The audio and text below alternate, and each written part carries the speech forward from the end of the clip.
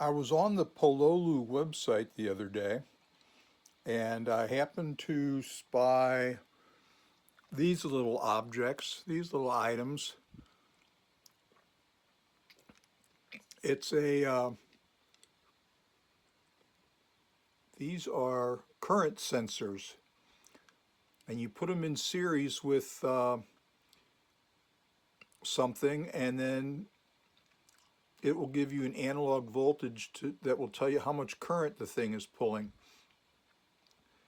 And like I said, these are at Pololu and I'm going to see if they work. I don't know if they work. I never tried them. But I'm going to hook them up to Zoe's drive motors and then I can get an idea if the drive motors are jammed or not, because if they get jammed they'll pull a lot more current. And I think what I can do is tie these things, put out a voltage between 0 and 5 volts. 2.5 volts means there's no current flowing, so plus 5 means there's current flowing, and negative voltages mean that it's flowing in the other direction. So I'm going to put them in the motor, on the lines with the motors, and then I am going to connect the output of these boards into an analog input on an Arduino. Now the only problem I've got right now is these things are really tiny, and I've got to figure out how to mount them. And those big silver colored pads on that circuit board are not only for making connections for the current to flow through it, but also it acts as a heat sink because the chip itself is just a little tiny thing. So I got to figure out how to mount them.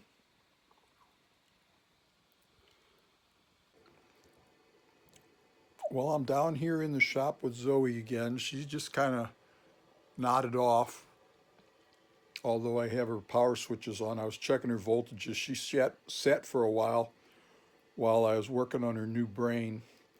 And I bought some current sensors. Supposedly they fit in series with your whatever's pulling the current that you want to measure. I'm going to put them on Zoe's main motors, the scooter motors, and connect them up to an Arduino analog port, which will go through an analog digital converter, and that way I can measure the current that the motors are pulling and even log it and look at it later, because what I want to do is get the current that the motors are pulling under load, and I can't really run after Zoe with an amp meter while she's driving around. So what I'm going to do is put these things on and then have them write the current loads to the database, and we'll see what the current is. I can log it and look at it when she's not running away from me. So the first thing I got to do is figure out which Arduino I'm going to plug it into. Now I've got a choice. Zoe's got two Arduinos currently. One of them is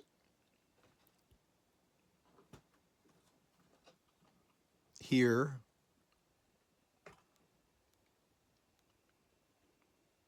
It's hard to see with all those wires. But this is the one that reads the 8 sonar ultrasonic sensors. And that's all well and good, but that's up in this computer section. And if I ever want to take the computer section off, I'd have to disconnect all those because they need to go down in the power and drive section, the sensors do, because that's where the motors are and the motor driver. Now, my other choice of Arduino is here back in the control panel section. And that is an Arduino Nano clone that's on the sprocket teeth sensors, the magnetic proximity sensors that measure whether the wheels are turning or not. And that Nano, the only two I/O pins on it that I'm using are I think 2 and 3, which are interrupt pins, maybe 1 and 2, maybe 3 and 4, I don't know. But I'm using those interrupts to increment a counter every time a wheel sprocket sends me a pulse through those proximity sensors. And that's what counts the pulses. But that's the only thing that Arduino is being used for. And since those pulses are on an interrupt, I think I can let the Arduino do some other work while it's waiting for those interrupts. So I think I'm going to connect it to that, and that way it'll run to the power and drive section, and I won't have to keep disconnecting it. But that means I have to pull this board out and make some new connections on the back end where the Arduino plugs in, and get access to the pins for the for 2 of the analog ports. So I'm looking for a way to mount these little current sensors, and if you look on there, I put some screws that'll fit. They're very small screws, number 6. And those big metal pads are supposed to be heat sinks, but that little black spot on there is the chip that does the current sensing. And I don't know how much current you can put through that thing. It's rated at 30 amps. I can't believe that little thing will handle that without getting hot. And the data sheet for this chip says you really need some heat sinks. So I want to mount this on heat sinks somehow, but I got to mount it inside Zoe. And so I made this little board, and I've got to have 2 of them, obviously, for the left motor and the right motor. So this little board, it's got a little piece on the back, and it will fit right to the left of that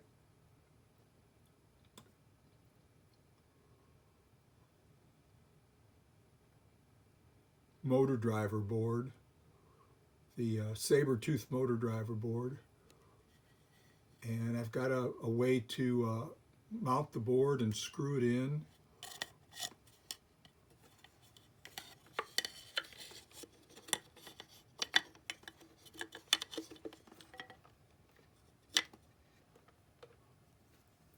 And it'll fit in there just like that. And maybe over that way a little bit.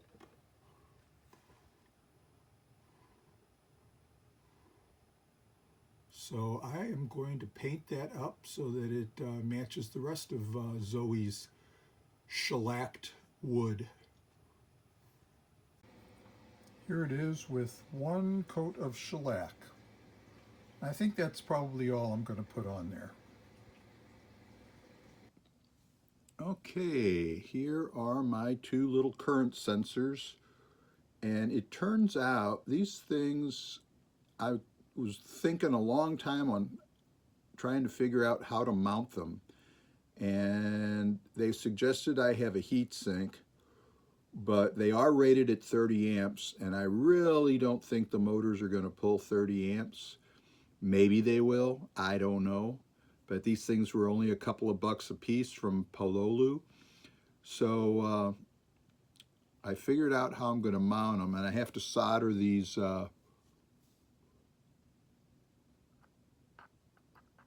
pins on there. But what I did was I built this board, and this screws onto the inside of her power section, just to the left of the saber-tooth motor driver. And what I'm going to do, this thing has got some number 6 screws in it, and they're going to be screwed up against the back side of the robot, so I don't want those screws coming out. So what I did was I lined up all the slots and the screws, and I put a piece of plastic in there, and then I epoxied it, and then I epoxied it some more, and then I epoxied it some more. So I'm hoping that'll hold those screws in there and keep them from turning. That's what the plastic in the slot is for. And then this thing is marked for the little connector.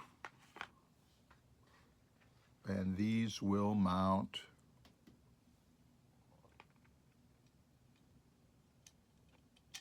just like that. And then from these screws, I'm going to have connectors, these little jobbies that fit on there. And these are current sensors, so they need to go in series with the motors. So there's 2 of them, and that's why there's a left motor and a right motor. That's why there's 2 of them. And I got to run some wires to make that work. Now, originally, Zoe's motor wires used to go from the motor around the back under here and then up into the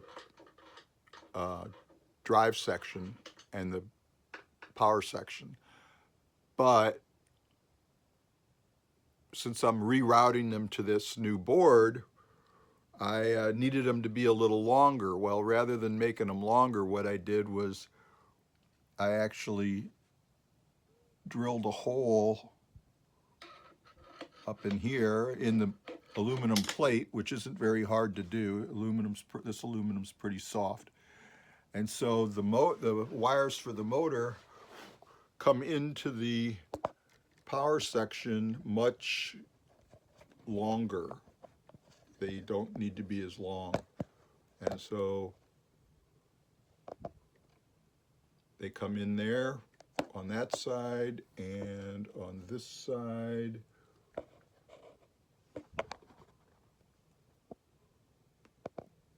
I can't tell if that's on camera or not. Anyway, so now I got plenty of motor wires to run to the little board that holds the current sensors. And to do that, to drill that plate, to drill this plate, I had to pull the motors off and pull those plates out so I could do it on my drill press. And this conduit is a 1/2 inch, so I drilled it a 1/4 inch, and then I drilled it with a 1/2 inch drill bit, and then I had to widen it a little bit so that I could actually push this conduit into that metal plate so that it comes out on the inside. So now my motor wires are long enough. And this situation where I had the wire coming around here and going up under here, I didn't really like that because it left the wire out where it could get caught on something as it was traversing over the ground. So now it doesn't have that problem anymore. So my next thing I have to do is, after I get these put into Zoe and wired in, I need to make some cables that push onto those pins.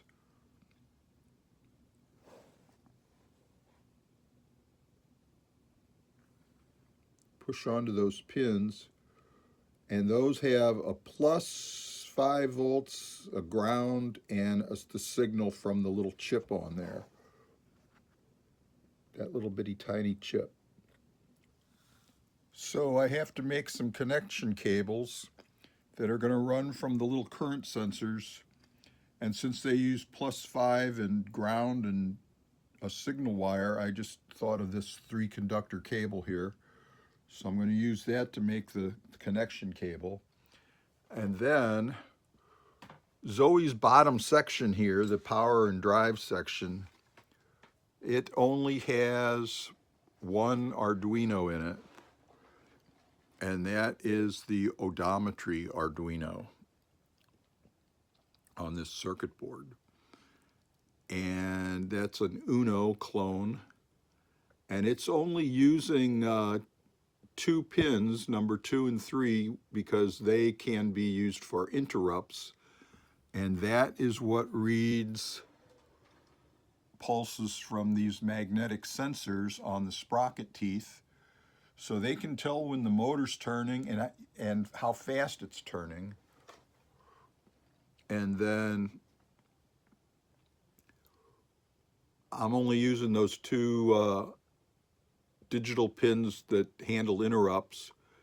And so I've got all these, I think there's 8 analog ports and 13 or 14 digital ports on here that are not being used. And I don't think I'm going to lose any counts because of the interrupt. I'm using the interrupts on there to get it. But if I use some of the analog pins on there, I can read the voltage off of the current sensor and then convert it to, there's an analog digital converter in the Uno, convert that to a digital signal, and then do a little math and figure out what the current flow is. But I got to rip this whole black panel out to get to that circuit board, because when I mounted this thing, that circuit board was cracked, and I put a lot of glue on there. So the only way to get it out is to remove that whole black panel. And that means disconnecting all the wires, disconnecting all of these screws around the perimeter. And what I'm going to have to do is take this board off, tie into those pins that I want. And as long as I've got it off, I might make a couple of extra connections and a couple of extra analog ports and a couple of extra digital ports. And I'm probably going to put some connectors right there, provided there's room for it on the other side of the board. And we'll see how that goes. Well, it's hard to see, but if you look on the ends of those little yellow wires, that is the 2 current sensing boards. And now I have to connect those up to the Arduino that was on the odometry board. So to get the odometry board out, I had to remove the panel that goes between the control panel section and the computer and drive section. So that panel is gone. You can go right through there.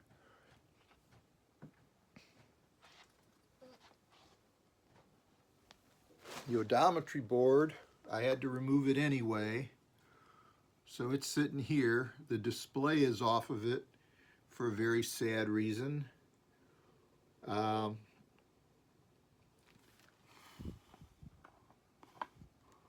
This black panel is what goes between the 2, the control panel section and the computer section. And the odometry board is here, and it's got that little Nano on it, Arduino Nano. And when I built this, it's got 2 power supplies, a 12 volt and a 5 volt regulator. And while I was testing this thing, something went snap pop, and some of the magic smoke came out of it. And it turned out the 5 volt regulator blew. And so it put like 18 or 20 volts up into everything on the 5-volt side. So that blew up the nano, and it blew up the display, and it blew up the pot, the brightness control pot. And of course the 5-volt regulator was bad. So I replaced that and tested it. I put the opto isolator back in and tested it. Well, I didn't test it. I just see if it was going to smoke anymore. This is a different nano. And I don't have the serial display yet. So I ordered some of those from Amazon.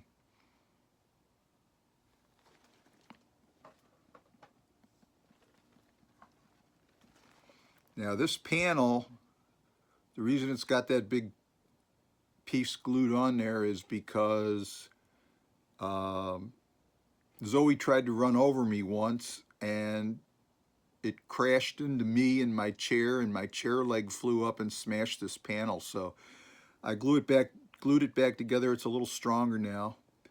But this is where the positive and ground voltages come in. And those shiny studs there are for the power that goes to the computer section. And I just recently put some hot melt glue on there so they keep from coming loose.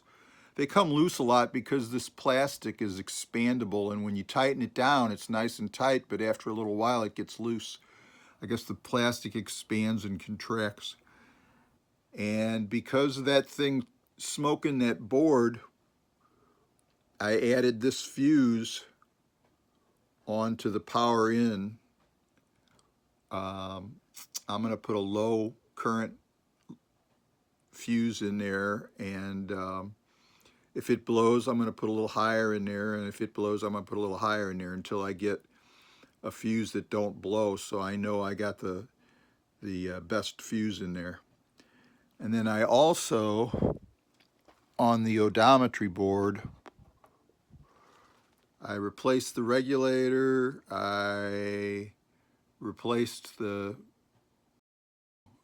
nano, and I'm going to replace the display, but I also added this fuse right there, and I replaced the pot. Now, they always tell you you should use a 10K pot on that brightness control, and I didn't have one of those, so I put a 50K pot in there, and that it'll be a little harder to get the precise brightness that you want. Not that I really care that much, but the 10K pot goes between the +5 and ground, so that's going to have current flowing through it. So a 50K pot is going to have a fifth of that power going through it. So I'm hoping that keeps the current draw down a little bit.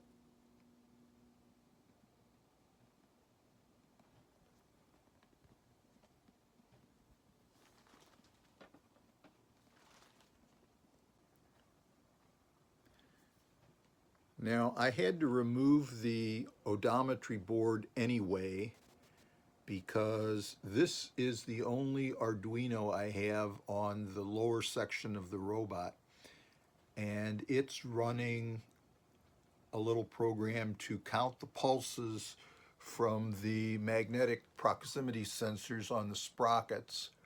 So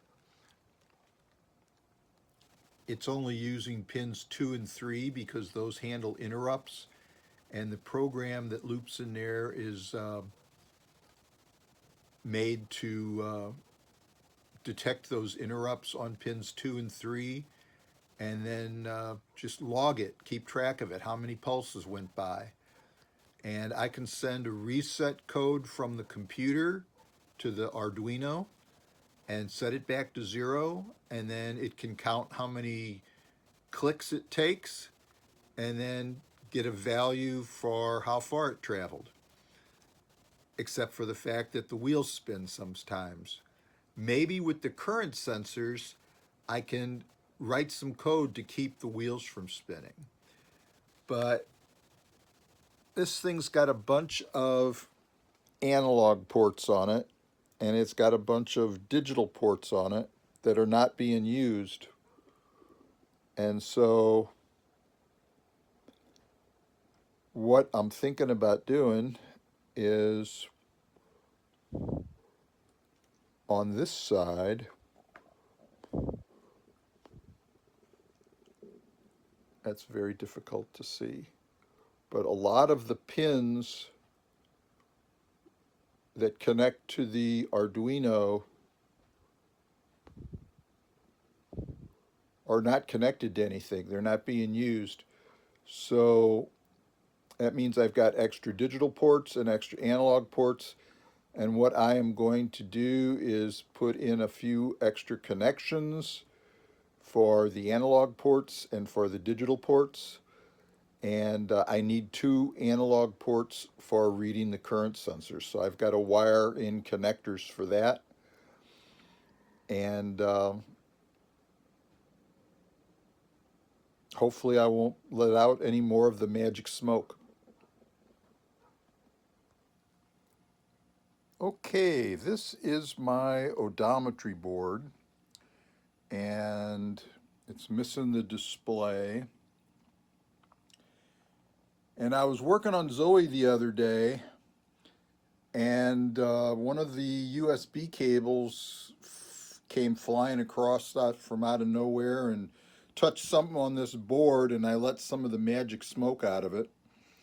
So I had to take it off anyway because I was planning on adding these little jobs here, this little connector here, and these connectors up here. These are going to be these are connected to analog ports on the Arduino, but I ended up having to replace the 5-volt regulator. I added a fuse here in the 5-volt line. I had to replace the pot. And I've got these all connected now. And I thought I had more digital ports left over in this thing than I actually did because I forgot I was driving that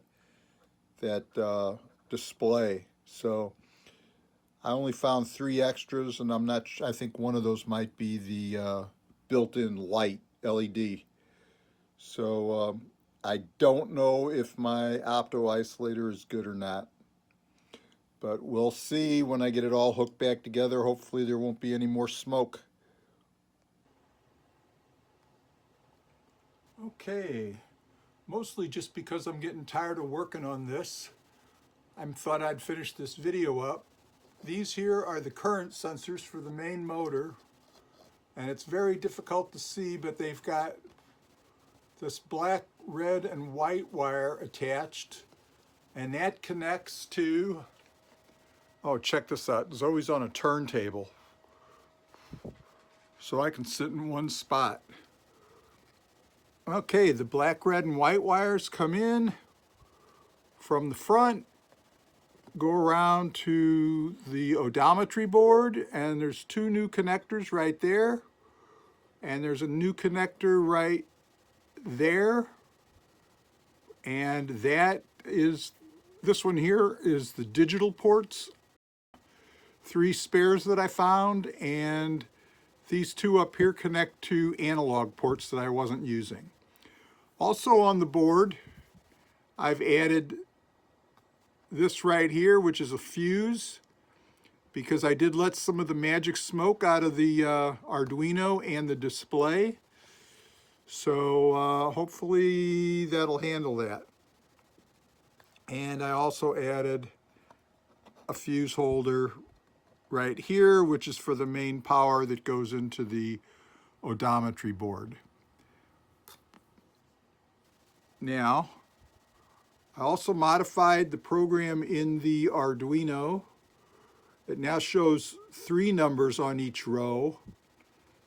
The first number is 2737 is the kind of like the mileage. It's the number of ticks that were counted off of the wheel. The middle number is the current in the motor, and it's not running, so it's 0 right now. And the third one is the speed. And the next row down is the left side. So there's the right side and the left side. Now, what's going to happen when I hit the joystick to control the motors? You will see the tick marks jump up. You will see the current jump up temporarily, and you will see the speed jump up while the motors are running. So here goes.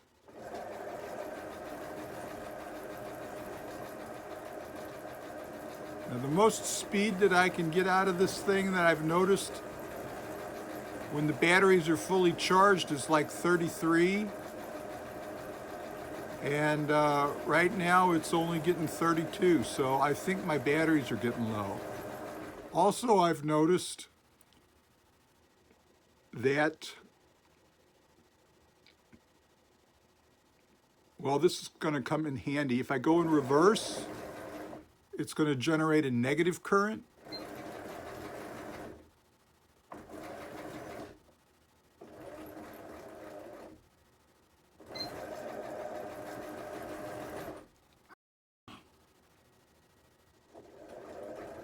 If I go forward, I get a positive current. And if I go backwards, I get a negative current. And then it quickly goes down to 0, and I think that is because there's no load on the motor at all. So once it comes up to speed, it's running, not pulling any current. And so that's the current monitoring stuff on the robot. But now I need to show you the stuff on the computer.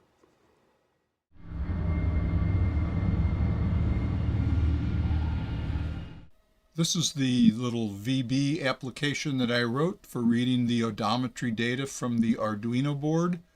Reads it over the serial port through a USB cable.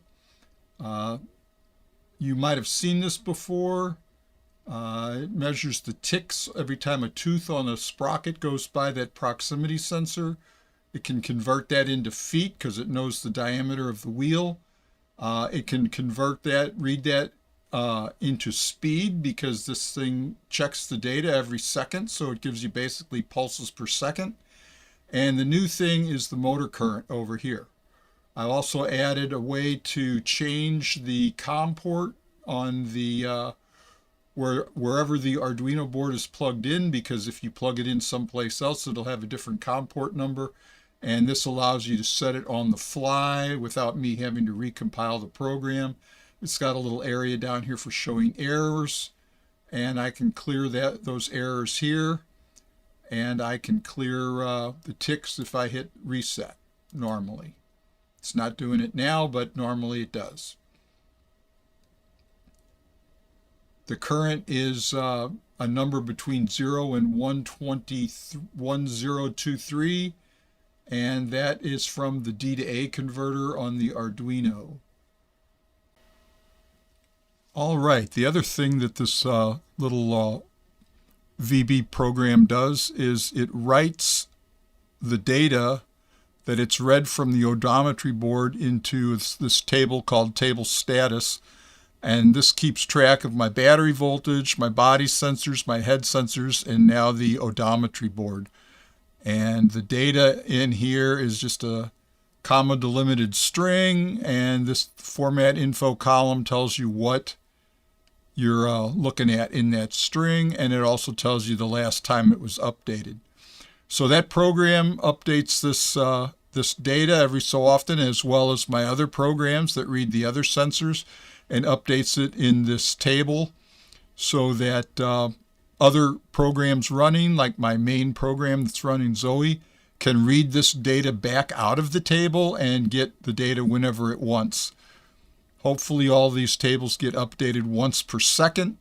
I might be able to speed that up, but I might have to slow it down to make it more accurate. But you can tell that the right count is 40, the seat speed is 19, and the current on the right side is 158. And on the left side, the was 48, and the speed was 23, and the current was 157.